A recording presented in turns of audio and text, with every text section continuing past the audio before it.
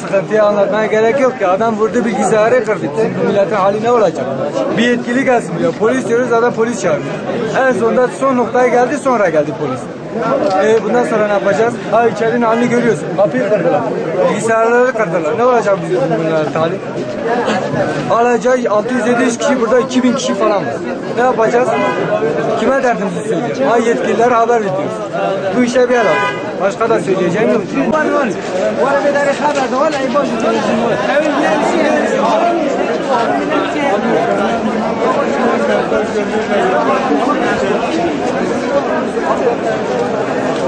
Abi buyurun. Ya hani insanın bir anlayış gösterme tarzları olsaydı şu an insanlar bu halde olmaz. Ya da bir hafta, bir ay önceden yapsaydılar şu an kimse bu halde olmaz.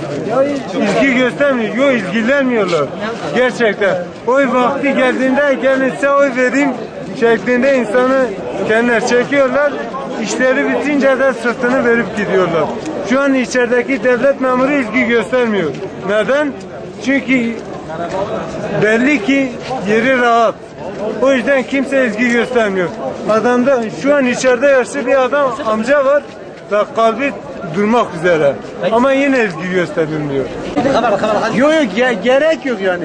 Bir Türkiye genelinde bir anket yapsın, asgari ücretle çalışmak isteyen var mıdır? Bu kadar. Açlık sınırı ne kadar? 1500 küsürdür bildiğim kadarıyla. Açlığın sınırı.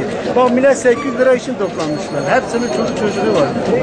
Ya burada işkence çektiriliyor. Başka hiçbir şey yok burada. Sadece burada insanlar birbirini eziyor. İzyan yaşatıyor. Hepsinin Adam gibi bir sıra yok, bir şey yok, sevgi yok, saygı mevsimlik yok. asgari ücreti sınırıdır. Mevsimlik asgari ücret.